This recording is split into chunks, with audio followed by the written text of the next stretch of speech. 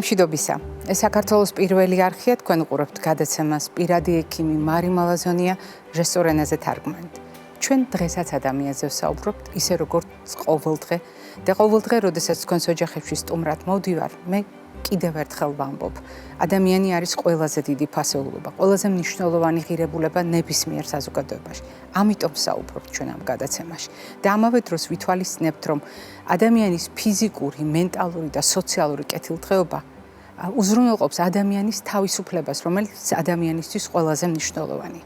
ჩვენ შევთანხმდით, რომ ადამიანის ორგანიზმი ფიზიკურ ჭრილში ეს არის ღია ბიოლოგიური სისტემა, რომელიც ოპტიმალურად არის აწყობილი და სადაც ყველაფერი ერთმანეთთან დაკავშირებულია. მოდით კარგად გავიხსენოთ, რატომ ვადარებ ხოლმე ადამიანის ორგანიზმს ორკესტრს. თქო, ჩვენი ორგანიზმი არის ხმაშეწყობით მომუშავე ორკესტრივით, სადაც ყველაფერი ერთმანეთთან არის დაკავშირებული და ყველაფერი ერთმანეთზე დამოკიდებულია.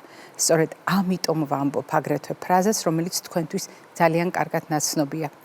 ჩვენს ორგანიზმში არ არსებობს განცალკევებული, განყენებული, იზოლირებული პრობლემები, რომ ერთი ორგანო ხშირად სხვა ორგანოს პრობლემებს პასუხობს. ამიტომ ძალიან ხშირად ხდება ჩვენს ორგანიზმში, როდესაც სხვა სისტემაში მიმდინარე პროცესს აბსოლუტურად სხვა ორგანოს ჯანმრთელობის მდგომარეობა გაამჟღავნებს ხოლმე.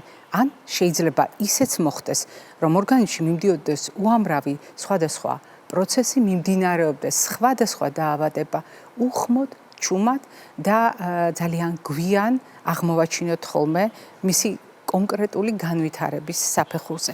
უხმოდ იქნება ასეთი პროცესები თუ სხვა დამხმარე საშუალებებით გამჟღავნებული, ანუ სხვა სისტემების, სხვა ორგანოების, მეზობელი ქსოვილების დახმარებით გამჟღავნებული, კიდევ ერთხელ ადასტურებს, რომ ორგანიზმში ყველაფერი ერთმანეთთან დაკავშირებულია და მიუხედავად იმისა, რომ დღეს თქვენთვის ნაცნობ ფილტვების ანთებაზე უნდა ვისაუბროთ, ჩვენ ვისაუბრებთ მასზე სრულიად განსხვავებულად.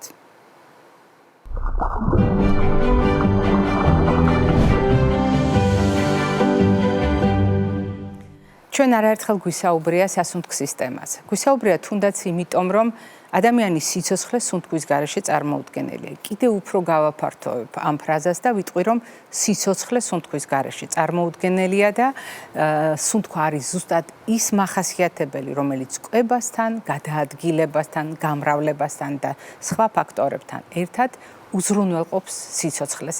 და თუ ჩვენ საუბრობთ სასუნთქ სისტემაზე, ჩვენ პარალელურად საუბრობთ ხოლმე სხვადასხვა პრობლემაზე. თუმცა, რაზედაც დღეს უნდა ვისაუბროთ, თქვენთვის ძალიან კარგად ნაცნობი თემა, მაგრამ ჩვენ გადავწყვიტეთ ამ თემასთან დაკავშირებით მისი უცნობი წახნაგი დაგანახოთ. წახნაგი, რომლის შესახებაც შესაძლოა საზოგადოების დიდმა ნაწილმა არც კი იცის, ზოგს სმენია კიდეც, მაგრამ დაუჯერებლად ეჩვენება. არადა ფილტვების ანთება ზუსტად ის დიაგნოზია, რომელსაც მარტივად, ბანალურად აღქმა ყოველთვის არ მოუხდება.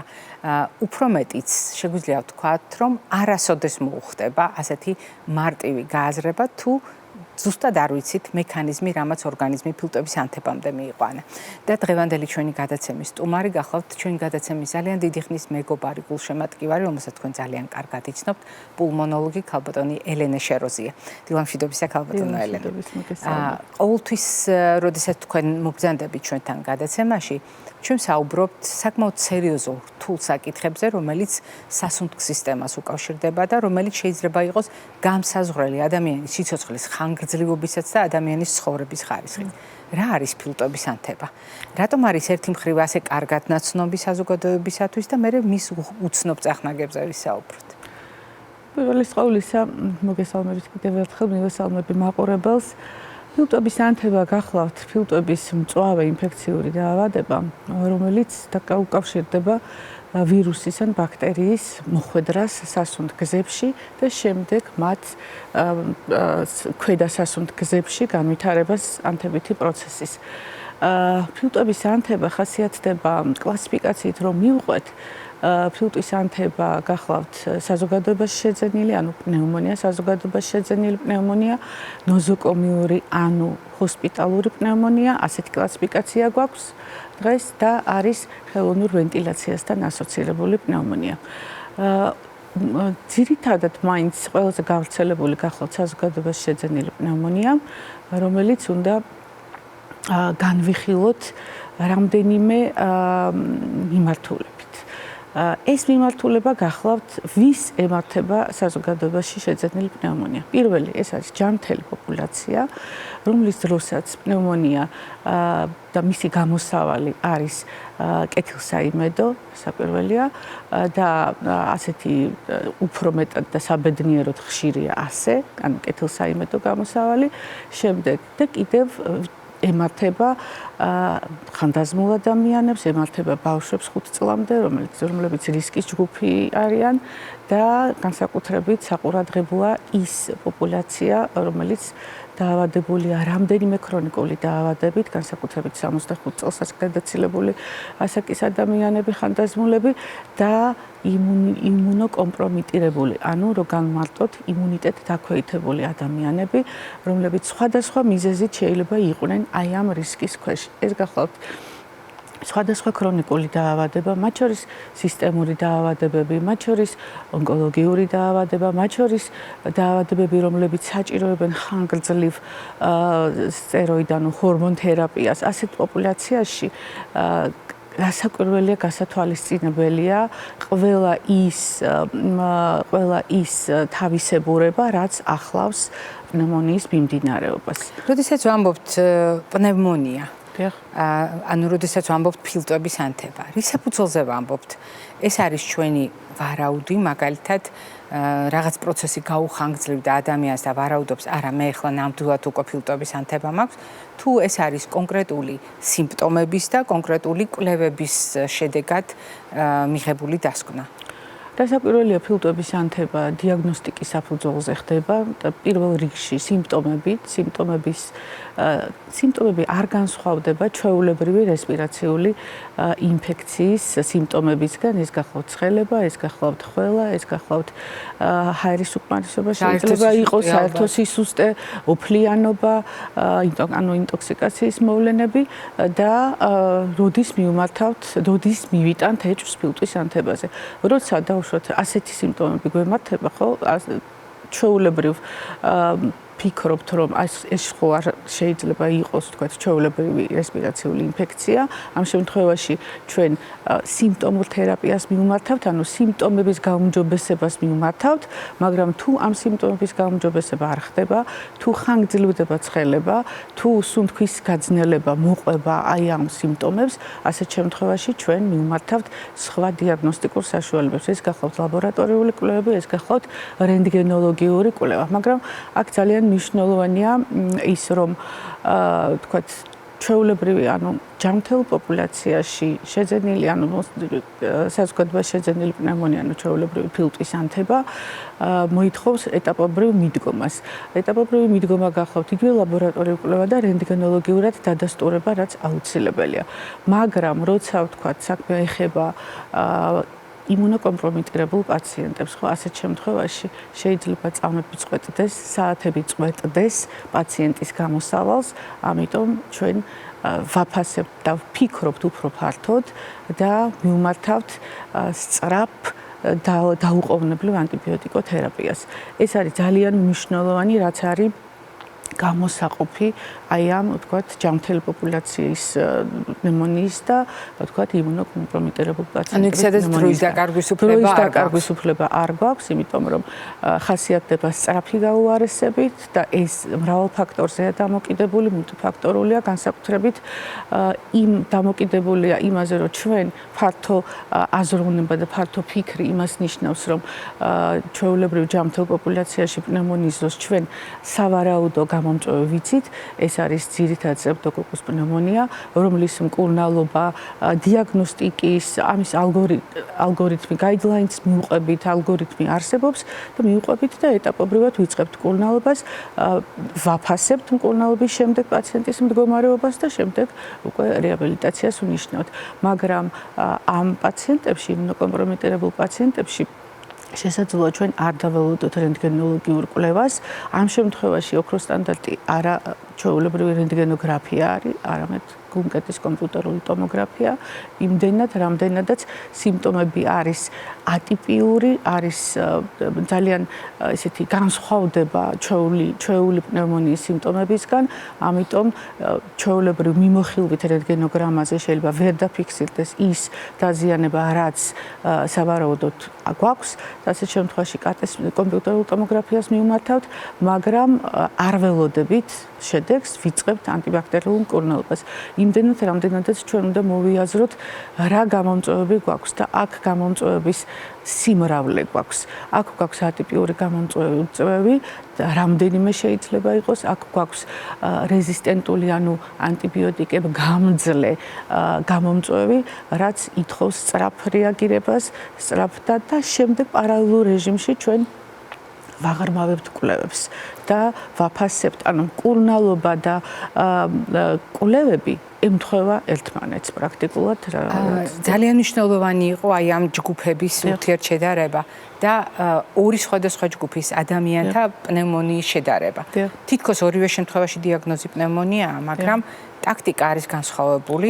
დიაგნოსტიკასთან დაკავშირებითაც კომპიუტერული ტომოგრაფია რეალურად რენტგენოლოგიური კვლევა, მაგრამ ბევრად უფრო ნატიფი, ბევრად უფრო დახვეწილი, ბევრად უფრო ინფორმაციული, იგივე მკურნალობასთან დაკავშირებით ერთ შემთხვევაში ველოდებით, მეორე შემთხვევაში არ ველოდებით, დროს არ ვკარგავთ, თუმცა ამასთან დაკავშირებით მაინც არის სტერეოტიპები და მოდით მივყვეთ სწრაფად, რამდენიმე კითხვა გვაქვს ჩვენ მაყურებლისგან, ვიდეო კითხვა და მოდით პირველ ვიდეო კითხვას მოვუსმინოთ ერთად და რასაკვირველია თქვენ უპასუხებთ მაყურებელს. გესალმებით, პირველ რიგში დიდი მადლობა ამ მნიშვნელოვანი თემის განხილვისთვის. მაინტერესებს, რამდენად შესაძლებელია ფილტვების ანთება ყოველგვარი გამოხატული სიმპტომების გარეშე მიმდინარეობდეს. დიდი მადლობა. მადლობა კითხვისთვის. მადლობა უნდა უთხრათ მაყურებელს, იმიტომ რომ მან პრაქტიკულად ძალიან ბევრი ადამიანის კითხვა დაგვისვა.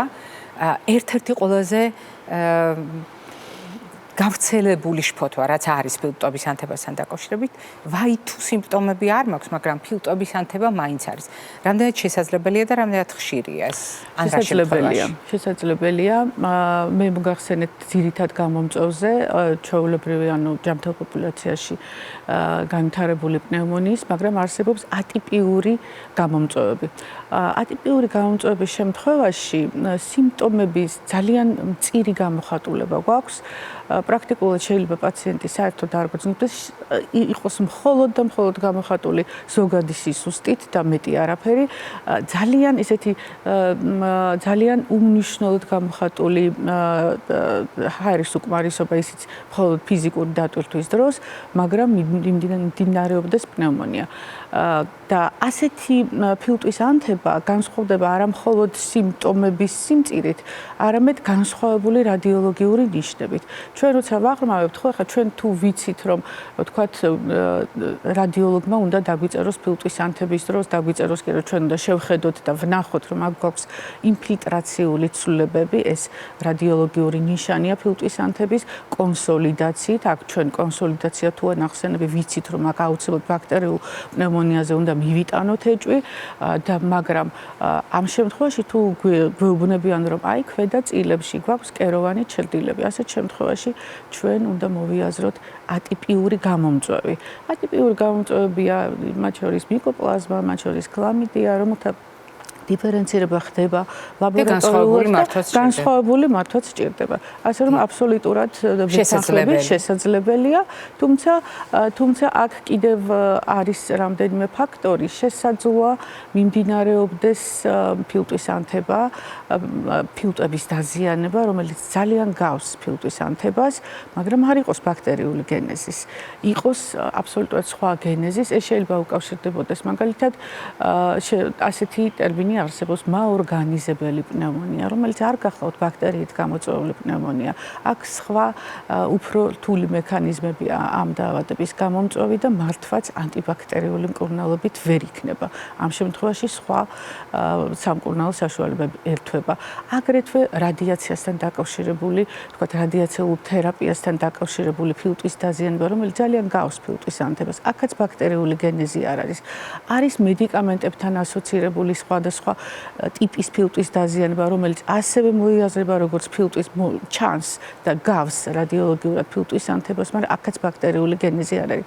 ანუ საბოლოოდ დასკვნა რომ გავაკეთოთ, მნიშვნელოვანია სწორად შევაფასოთ პაციენტი, გავითვალისწინოთ თავი და თავი პაციენტის შეფასების და ეს საწყისი, რომელიც აუცილებლად სწორ გადაწყვეტილებამდე მიიყვანს ექიმს, ეს არის ანამნეზის სწორად და კარგად შეკრება. ეს ხო ძალიან მარტივია.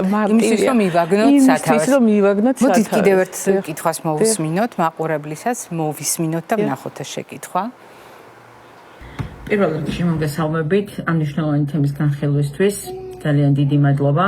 მაინტერესებს თუ ბავშვს ან ზრდასრულს ვირუსული ინფექცია ხშირად უვითარდება ფილტვების ანთებით, რაზე მიგვითითებს ეს ფაქტი? ძალიან დიდი მადლობა აქაც ჩვენს მაყურებელს, იმიტომ რომ ყველა ეპიზოდი მაგალითად ვირუსული ინფექციის დამთავრდა ფილტვების ანთებით და მშობლები ღელავენ რა საკვირველია. შეიძლება იყოს ზრდასრულებში. რა შემთხვევაში ხდება ასე? ასეთ შემთხვევაში ჩვენ აუცილებლად უნდა გავაღრმავოთ დიაგნოსტიკა. რას ნიშნავს ეს? ხომ არ ჯერ უპირველეს ყოვლისა ანამნეზით გამოვიკითხოთ, ხომ არ არის წარსულში რაიმე ან ბავშვობიდან თუ მოზრდილზე თუა საუბარი, ხომ არ მოყვება და თუ ხშირ ინფექციებზეა საუბარი, ხომ არ მოყვება ეს უფრო ბავშვთა ასაკიდან პაციენტს, ხომ არ გვაქვს რაიმე ისეთი სხვა ქრონიკული დაავადება, რომელსაც შეუძლია იმუნიტეტის დაქვეითება, ან სასუნთქ სისტემაში ხომ არ გვაქვს რაიმე ბაქტერიული ქრონიკული კოლონიზაცია, რომლის იდენტიფიკაცია გამწვავების გარეშე პრაქტიკულად შეუძლებელია, თუ ჩვენ არ ჩავატარებთ ღრმა კვლევებს, მაგალითად ინვაზიურ კვლევებს და ასე შემდეგ. და ასეთი პაციენტი ჩვენ არაერთხელ საკმაოდ ხშირია ასეთ პაციენტის მომართვიანება და მოგეხსენებათ ახლა ჩვეულებრივი ანუ პნევმონიით პაციენტი მართალი გითხრათ მე როგორც პულმონოლოგს დამავიწყდა როდის უმკურნალეთ ასეთ პაციენტს ჩვენთან მოდის უკვე ასეთი ტიპის ანუ ხშირი რესპირაციული ინფექციებით ხშირად გართულებული რთული შემთხვევები გართულებული შემთხვევები და ასეთ შემთხვევაში ჩვენ ვეძებთ მიზეზს ამ მიმართულებით ანუ ვეძებთ რომ ხომ არ გვაქვს სხვა რაიმე ქრონიკული დაავადება, რომელიც არ გამოვლენილა და არ ვიცით, ან ხომ არ გვაქვს სხვა ბაქტერიული კოლონიზაცია, რომელიც შეიძლება იყოს რესპირაციული მარტივი ესეთი თუნდაც გაციების ეგრეთ წოდებული გაციების ვირუსების შემდეგ ვთქვათ ვირუსები გამამწვავებელი აი ამ ბაქტერიული კოლონიზაციის რომლის კოლონიზაცია იმას ნიშნავს რომ მისი რაოდენობა არ იწყოს დაავადებას მაგრამ თუ გამამწვავებელი ფაქტორია ამ შემთხვევაში ის რთულდება და გაამჟღავნებს და ვითარდება ანთება. დღეს ჩვენ ვიწყებთ ძალიან მნიშვნელოვან ციკლს საუბრებისა, რომელიც შესაძლოა მაყურებლისთვისაც უჩვეულო იყოს და ეს უკავშირდება ონკოდიაგნოზს.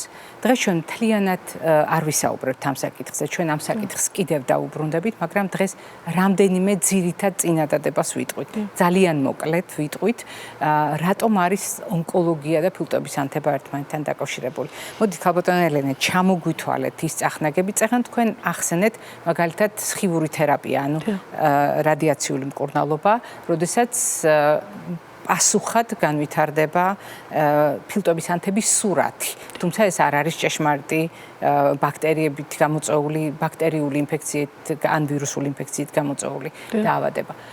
კიდევ რა უნდა ვიცოდეთ ონკოლოგიაში? ძალიან დიდი მადლობა მინდა გითხრათ ამ თემის წამოწევისთვის. იმდენად საჭიროა, იმდენად მნიშვნელოვანია და ამის ცოდნა უფრო ფართო საზოგადოებისთვის, ექიმებისთვის, მაყურებლისთვის არის ძალიან მნიშვნელოვანი, რაც ძალიან დაეხმარება თვითონ პაციენტს და მის ოჯახის წევრსაც, რომ სწორად და დროულად მოხდეს ამოცნობა ამა თუ იმ პრობლემის, რაც თქვათ ონკოლოგიასთან და სასუნთქ სისტემის პათოლოგიას ერთმანეთთან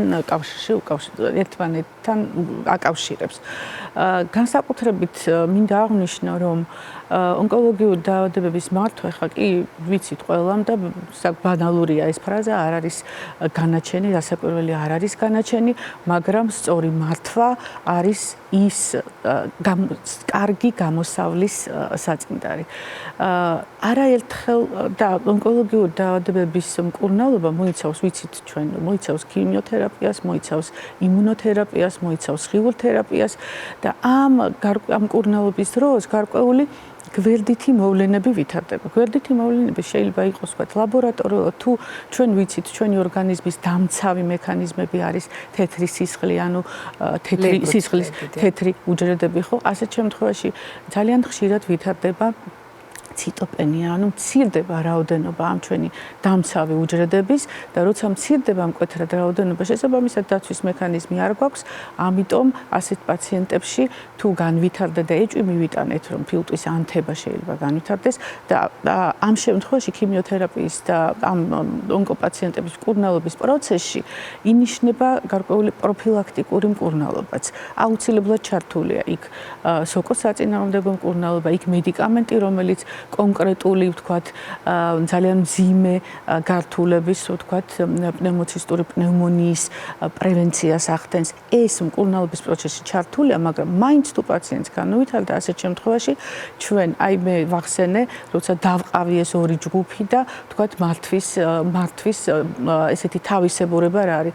ზუსტად ეს ის შემთხვევა, როცა ჩვენ არ გვაქვს დრო, ჩვენ ასეთ შემთხვევაში ვთავთ სწრაფად ანტიბაქტერიულ მკურნალობას და ანტიბიოტიკები უნდა მოვიაზოთ იმ შესაძლო გამომწვევებით, რაც შეიძლება იყოს ასეთ დროს და ეს არის საკმაოდ ესეთი გრამდადებითი, გრამუარყოფითი ბაქტერიების კომბინაცია. აქ შეიძლება იყოს სოკოც. ასეთ შემთხვევაში ვითვალისწინებთ ამას, ამ ყველაფერს და ვიწყებთ სწრაფად ანტიბაქტერიულ მკურნალობას შესაბამისი გადაფარვით. და ეს უფრო ფართო ანტიბაქტერიული მკურნალობა, ბევრად უფრო ფართო სპექტრს უნდა მოიცავდეს აუცილებლად, ვიდრე ვთქვათ, ჩვეულებრივი პნევმონიის მკურნალობა და დრო და წუთები და საათები ვიწყებთ სწრაფად, არ ვდებთ ღრმა კვლევებამდე, პარალელურ რეჟიმში ჩვენ ვაღრმავებთ კვლევას მკურნალობასთან ერთად და ვაფასებთ სწრაფად. თუ სწრაფი ეფექტი არ გვაქვს, თუ 48 მაქსიმუმ 48 საათის განმავლობაში ჩვენ არ გვაქვს შედეგი, რა თქმა უნდა გადავდივართ უფრო ესკალაციაზე. და შემდეგ უკვე როცა მივიღებთ, მე უკვე დეესკალაციაზე მივდივართ და ასე ვაკვირდებით პაციენტებს.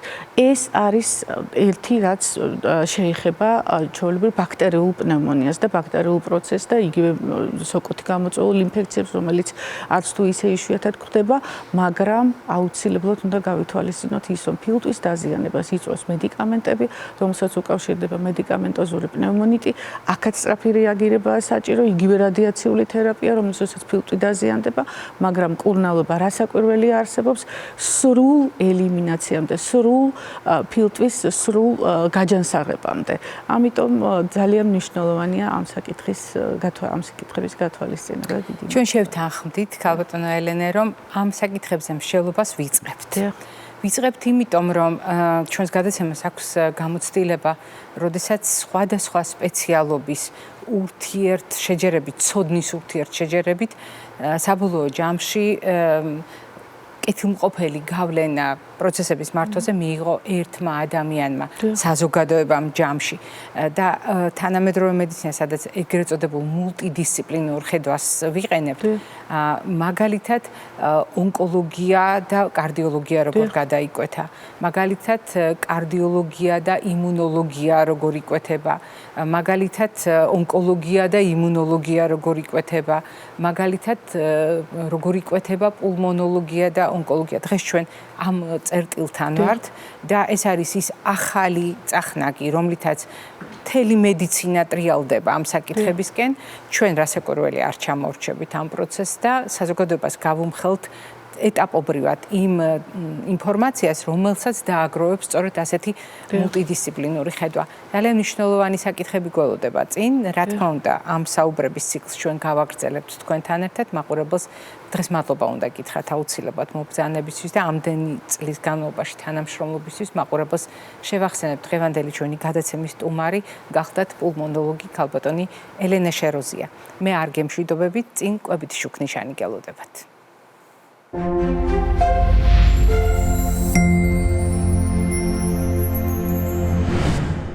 თუ თქვენ ყოველდღე უყურებთ ჩვენს გადაცემას, თუ თქვენ ჩვენს გადაცემას თვალყურს წლების მანძილზე ადევნებთ, აუცილებლად შეიძლება გაგიჩნდეთ ასეთი კითხვა, როდესაც შეხედავთ და თვალში ავლებთ ჩვენს თეფს. რატომ ყოველდღე? რატომ ვუბრუნდებით ამ თემას? ეს არის მხოლოდ სურათხატი, რომელიც გვაძლევს საშუალებას თავი მოუყაროთ საერთო შეთანხმებას კვების მედიცინაში. იმ საერთო პრინციპებს, რომელიც შეიძლება ყველა შემთხვევაში ერთნაირად წაგვადგეს და რომელიც გულისხმობს იმას, რომ დღიური რაციონი კრებითად წარმოვიდგინოთ. ანუ იმ ნაკრების სახით, სადაც სულ ცოტა ნახევარი ბოსტნეული და ხილია და მეორე ნახევარში ერთმანეთთან შეხამებულია მარცვლეულ-ბურღულეული ცილოვანი კომპონენტის გათვალისწინებით. ასეა თუ არა ყოველთვის, ჩვენ შევთანხმდით, რომ არა, ასეა თუ არა ყველა ადამიანისთვის უნივერსალურად, შესაძლოა არა, მაგრამ ძირითადი პრინციპები მაინც მეტნაკლებად გასათვალისწინებელია და განსაკუთრებით მაშინ, როდესაც ვლაპარაკობთ ყველა ჯგუფის პროდუქტის მრავალფეროვნებაზე, რომელიც უნდა იყოს ჩვენს დღიურ რაციონში. თუმცა დღევანდელი ჩვენი საუბარი არის ძალიან განსხვავებული და განსხვავებული იმ კითხვებზე პასუხით, რომელიც ძალიან ბევრი ოჯახისთვის, ბევრი პრობლემის გათვალისწინებით არის ნაცნობი. მაგალითად, არის მდგომარეობები, როდესაც ჩვენი სურვილების დამოუკიდებლად გვეცვლება წონა. დიახ, ჩვენ ხშირად საუბრობთ ხოლმე იმის შესახებ, როგორ ვაკონტროლოთ წონა, როგორ შევძლოთ ოპტიმალური მაჩვენებლის შენარჩუნება, რას ნიშნავს წონის სიჭარბე, რას ნიშნავს სიმსუქნე, წონის დეფიციტი. დღეს ჩვენ წონაზე სრულიად განსხვავებულ კონტექსტში ვსაუბრობთ და გვინდა დღევანდელი გადაცემის ნაწილად აღიქვათ სწორედ ის ინფორმაცია, რომელსაც ახლა გაგიზიარებთ. დიახ, წონა ამ სიტუაციაში, როდესაც ონკოდიაგნოზზე ვსაუბრობთ, ჩვენ უნდა განვიხილოთ როგორც ერთ-ერთი სიმპტომი, ერთ-ერთი მნიშვნელოვანი სიგნალი. ერთ-ერთი მინიშნება ორგანიზმის მხრიდან მიმდინარე პროცესთან დაკავშირებით და ამავე დროს წონა უნდა განვიხილოთ როგორც ინსტრუმენტი იმისთვის, რომ სასიცოცხლო რესურსები მართოთ. რატომ? წონა ეს არის თითქოს ჩვენი ანთროპომეტრიული პარამეტრი. დავდექით სასწორზე, დავხედეთ მაჩვენებელს და ნიშნული შესაბამისად ვიცით, რამდენია ჩვენი სხეულის მასა. ონკოდიაგნოზის შემთხვევაში ეს არის უმნიშვნელოვანესი კრიტერიუმი. მაგალითად, მაშინაც კი, როდესაც დაავადება ჩუმად არის. შეიძლება პირველი გამამჟღავნებელი ამ დაავადებისა და იმ პათოლოგიური პროცესისა, რომელიც ორგანიზმში მიმდინარეობს, აღმოჩნდეს წონა. დიახ, დაუგეგმავი, არასასურველი წონის კლება შეიძლება იყოს ის ნიშანი, რომელიც დიაგნოზამდე მიგვიყვანს. ანუ წონის კლება ონკოლოგიური დიაგნოზისთვის შეიძლება იყოს დამახასიათებელი. მაგალითად, როდის, როგორც უკვე მოგახსენეთ, მაშინ, როდესაც ჯერ არ გამჟღავნებულა დიაგნოზი, არ ვიცით დაავადების შესახებ, მაგრამ სწორედ წონის კლება შეიძლება აღმოჩნდეს პირველი მინიშნება. წონის კლება შეიძლება იყოს ძალიან საგულისხმო მდგომარეობა, მას შემდეგ რაც დიაგნოზი დადგინდა და ამის შესახებ ვუთხარით ადამიანს. დიახ, როდესაც ექიმმა გაუზიარა დიაგნოზი, ამის შემდეგ შესაძლებელია წონაში კლება ან გაღრმავდეს, ან დაიწყოს. როდესაც იწყება მკურნალობა და აქ გასათვალისწინებელია ნებისმიერი მეთოდის გამოყენება. მაგალითად, მედიკამენტების დამსახურებით, მაგალითად, შერჩეული კურსის დამსახურებით, როგორც შეიძლება იყოს ქიმიოთერაპია ან სხივური თერაპია. ეს შეიძლება იყოს ოპერაციულ ჩარევასთან დაკავშირებული, ესეც მკურნალობის მეთოდი გახლავთ. ამასთან ეს კლება შესაძლებელია ოპერაციამდე. ოპერაციის მსვლელობა თავისთავად არის ორგანიზმისათვის რესურსების დანაკარგი და ოპერაციის შემდგომ პერიოდში ასევე შესაძლებელია გაგრძელდეს კლება. მე მხოლოდ რამდენიმე მიზეზი დავასახელე, როდესაც ადამიანისათვის ონკოლოგიურ დიაგნოზთან ასოცირებულია წონის კლება. და აქ არის მეორე წახნაგი, წონის კლება, რომელიც თავისთავად წარმოადგენს რისკს. რატომ? რა არის მაგალითად ონკოლოგიური დაავადება. რატომ დაუკავშირდა ერთმანეთს თანამედროვე მეცნიერებაში ონკოლოგია, გულსიხსნართა დაავადებები, დაბერების პროცესი, ავტოიმუნური პროცესები და ასე შემდეგ. რა არის მათთან საერთო? საერთო არის ანთება, სისტემური ანთება, რომელიც ორგანიზმში მიმდინარეობს. და აი აქ არის ზუსტად ის გადაკვეთა, რომელიც წონას უკავშირდება. აღმოჩნდა, რომ სიმსუქნეც ანთებაა და წონის დეფიციტიც იწვევს ანთებას, ორგანიზმში სისტემურ ანთებას. ამიტომ თუ ერთი მხრივ ორგანიზმში მიმდინარე ანთება შეიძლება გახდეს ონკოლოგიური დაავადების საფუძველი და მისი თანმხლები აუცილებელი კომპონენტი წონის მერყეობაც შეიძლება იყოს სწორედ ის ფაქტორი, რომელიც ანთებას განამტკიცებს. ამიტომ საერთო აქ არის ანთება. ეს ძალიან მნიშვნელოვანი გადაკვეთაა, რომელიც კვების მოდელის აწყობისას დაგვეხმარება. შევთანხმდით, რომ წონის კლება შეიძლება იყოს ონკოლოგიის შედეგი და ამავე დროს წონის კლება შეიძლება იყოს ის ფაქტორი, რომელიც ონკოლოგიური დაავადების მიმდინარეობას გააღრმავებს. რის ხარჯზე იკლებს ადამიანი წონაში? ან რატომ იკლებს ამ დროს ადამიანი წონაში? ყველაზე მნიშვნელოვანია ვთქვათ, რატომ იკლებს წონაში. იკლებს იმიტომ, რომ იცვლება ორგანიზმის მდგომარეობა. ჩვენ ხშირად ვამბობთ ხოლმე ნივთიერებათა ცვლა გვაქვს განსხვავებული.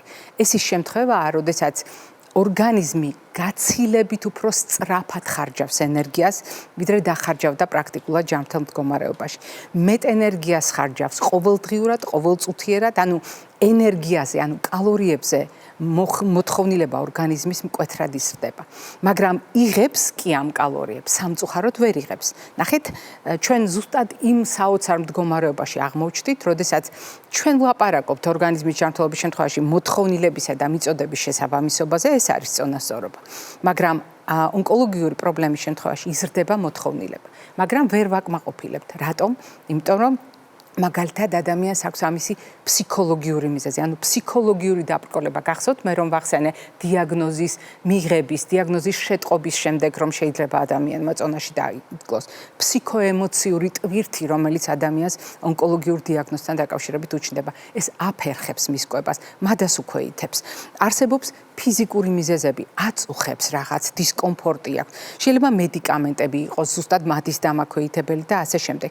და არის ძალიან მნიშვნელოვანი შედეგი, როდესაც ჩვენ სწორედ მოთხოვნილების გაზრდის მიუხედავად დაქვეითებული მადის ფონზე ვერ ვახერხებთ ორგანიზმის ადეკვატურად შევსებას. კიდევ ერთი ძალიან მნიშვნელოვანი საკითხი, აქ არის გახარჯვა რესურსების. რას ვხარჯავთ? ყველაფერს ხარჯავს ორგანიზმი იმისათვის, რომ აი ამ ბრძოლაში გაუწიოს წინააღმდეგობა ატიპურ, უჩვეულო უჯრედებს და უჩვეულო პროცესს. და აი ამ ბრძოლაში ყველაზე მეტად იხარჯება ცილა და იხარჯება ის ენერგია, რომელიც არის კუნთებში, ის ცილა, რომელიც არის კუნთებში, აგრეთვე დაუნდობლად იხარჯება ცხიმის.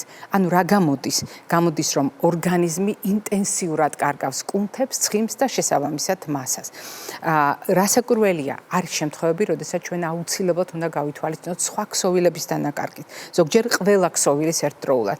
ძვლოვანი ქსოვილისაც, რომელიც არის მძიმე ვიდრე ცხიმი, კუნთის დანაკარგი, რომელიც არის ცხიმზე მძიმე. და წყლის დანაკარგი, რომელიც არის ცხიმზე მძიმე. ანუ რეალურად ჩვენ ვლაპარაკობთ ორგანიზმის დანაკარგზე, რომლის შევსებაც აუცილებელია. წყლით, იმის გათვალისწინებით, რა ტვირთი შეიძლება კონდეს ორგანიზმს. ჩვენ აუცილებლად ვამცირებთ ორგანიზმის რისკ ფაქტორებს და ყველა იმ ფაქტორს, რომელიც ვიცით, რომ აღრმავებს ანთებას. ეს არის ცხიმების არარაციონალური მოხმარება და არასწორად შერჩეული ცხიმები. ეს გახლავთ დამატებული შაქრების გამოყენება, ეს გახლავთ ალკოჰოლის მოხმარება, ეს გახლავთ პროცესირებული პროდუქტების გამოყენება. მე აუცილებლად უნდა დავაზუსტოთ. შაქრის გამოყენება იწვევს კიბოს? არა. ხანდახან ტკბილი პროდუქტის მირთმევა იწვევს კიბოს? არა. აქ ლაპარაკია სისტემატურად უკიდურესად დამუშავებული, ხელოვნურად გამდიდრებული შაქრით, ცხიმებით ხელოვნურად გამდიდრებული პროდუქტების სისტემატურ გამოყენებაზე. ლაპარაკია დანაკარგზე, როდესაც გარდა ხელშემწყობი ფაქტორებისა, ჩვენ უნდა გავითვალისწინოთ შეცვლილი რეჟიმი, ულუფა, რაციონი. ანუ პაციენტი, რომელსაც და ადამიანი, რომელსაც ონკოლოგიური პროცესი აქვს, ან ადამიანი, რომელსაც შეატყობინეს უკვე დიაგნოზი, კვებაში ცვლის ყველაფერს. შეიძლება ეს მოხდეს ერთბაშად. მან დაარღვია კვების რეჟიმი, ანუ დრო როცა იკვებებოდა, დაარღვია ულუფა, ნაცვლად მოხმარებული, ჩვეული, საკმაოდ გაფართოებული ულუფისა, უკიდურესად მწირი გახადა კვება და ამავე დროს შეცვალა რაციონი. მე ახლა დავასახელე ყველა ის ფაქტორი, რომელიც განაპირობებს დანაკარგს, რასაკვირველია, ეს არ არის სრული სურათი ონკოლოგიის დროს, რატომ კარგავთ, ვთქვათ, წონას ასე სწრაფად და დამატებითი რისკები, რომელიც შეიძლება ჩავატიოთ ერთ გადაცემაში. მე მხოლოდ დროის ფაქტორს ვითვალისწინებ, მაგრამ მიაქციეთ ყურადღება, საპირწონეთ რას გთავაზობთ. ეს არის სულ ცოტა ხუთი ფერის, სულ ცოტა ხუთი ჯგუფის პროდუქტები. კიდევ უფრო მნიშვნელოვანია ცისარტყელათებზე. რატომ არის ეს ასე მნიშვნელოვანი? ეს არ არის უბრალოდ მექანიკური გამთლიანება საკვები ჯგუფებისა. ეს გახლავთ ამ საკვები პროდუქტების მიღმა დაშიფრული ნივთიერებების მიღება, რომელთა შეწოვა შეიძლება იყოს შეფერხებული, რომელთა მიღება შეიძლება იყოს შეფერხებული, მაგრამ მიუხედავად ამისა, რა გვჭირდება წონის დანაკარგის დროს, წონის დანაკარგის თავიდან ასაცილებლად და დანაკარგის შესაჩერებლად. რა უნდა გავაკეთოთ? პირველ რიგში სამშენებლო აგურები, ანუ ცილა გვჭირდება. მასთან შეხამებული სწორად ცხიმები, ანუ ორგანიზმისთვის საჭირო, არადამაზარალებელი, არამედ აუცილებელი ცხიმები და ცხიმოვანი მჟავები და ძალიან მნიშვნელოვანია ნახშირწყლები, რთული ნახშირწყლები, რომელიც აი ამ საერთო ურთიერთშეხამებაში ქმნის წონასწორობას. არ უნდა დაგვავიწყდეს სხვადასხვა მინერალი, ვიტამინი, ბიოლოგიურად აქტიური ნივთიერება, რომელიც ასევე დაშიფრულია ბოსტნეულის, ხილის, მარცვლეულ-ბურღულეულის სახელწოდების მიღმა და უნდა გავითვალისწინოთ აქ მრავალფეროვნება, ანუ მრავალი ფერის მიღმა ნაგულისხმები, ანთებისაწინააღმდეგო და ანტიოქსიდანტური პროდუქტები, ანუ რადიკალებს რომ ებრძვის სიმსივნური პროცესის დროს და ანთებას რომ უმკლავდება სიმსივნური პროცესის დროს. ეს არის დაშიფრული ამ კვებაში, ამიტომ დაბალანსებული კვება გახლავთ ერთ-ერთი გასაღები. მაგრამ არის კიდევ ერთი მნიშვნელოვანი ფაქტორი, რომელიც არ უნდა დაგვავიწყდეს. როგორია ამინდი ჩვენს ნაწლავში? ჩვენ შევთანხმდით, რომ ეს არის სახელმწიფოში. ეს არის ჩვენი მეორე ტვინი. ეს არის ჩვენი პასპორტი, პრაქტიკულად გენურ პასპორტთან ერთად ჩვენ გვაქვს ნაწლავური პასპორტი. მაგრამ ამავე დროს ეს არის კარგი საშუალება იმისთვის, რომ ორგანიზმის პასუხი ონკოლოგიურ პროცესზე მაქსიმალურად კარგად მართოთ. სწორედ ბაქტერიები, მათთან კეთილგანწყობა, მათ მიერ გამომუშავებული ნივთიერებები გვეხმარება წონასწორობის აღდგენაში. როგორ? სწორედ მათი დახმარებით ხდება საკვები ნივთიერებების გადამუშავება, მათი დახმარებით და მათი წონასწორობის უზრუნველყოფით ჩვენ ვახერხებთ შევინარჩუნოთ ნაწლავში კარგი ამინდი და ყველა საჭირო ნივთიერება შევიწოვოთ და კიდევ ერთი ჩვენ ვახერხებთ გამოვიმუშაოთ იმდენი სეროტონინი, ანუ ბედნიერების ჰორმონს რომ უწოდებენ კეთილგანწყობისთვის ძალიან მნიშვნელოვანი ფაქტორი, რომელიც მინიმალური რაოდენობით არის ტვინში და 90%-ზე მეტი არის ჩვენს ნაწლავში. ეს არის არა უბრალოდ ფიზიკური ფაქტორი ონკოლოგიური პროცესის დროს, ეს არის ის ფსიქოემოციური წანამძღვარი, რომელიც ორგანიზმს წონასწორობის აღდგენაში დაეხმარება. ეს იყო დღევანდელი ჩვენი რეკომენდაციები. რასაკვირველია შეგახსენებთ, რომ მარტო კვება არ არის ერთადერთი ფაქტორი ორგანიზმის აღდგენისთვის, მაშინ როდესაც მან წონა დაკარგა. ყველა ფაქტორის ურთიერთობა არის გადამწყვეტი და ასეთ შემთხვევაში ჩვენ ყოველთვის გვახსენდება მთავარი სათქმელი. დიახ, ადამიანის ცხოვრების წესის ფაქტორების დაცვა, ეს არ არის გაცვეთილი სიტყვები, ეს არის ზუსტად ის მარტივი, თუმცა არც თუ ისე ადვილად შესასრულებელი რეცეპტი, რომელიც ადამიანთა უმრავლესობას პრობლემების თავიდან აცილებაში უკეთად მართვაში ეხმარება და მათ შორის დაკარგული წონის აღდგენაში ან წონის დანაკარგის თავიდან აცილებაში. მე ამით გემშვიდობებით ჯანმრთელობას და დღეგრძელობას გისურვებთ.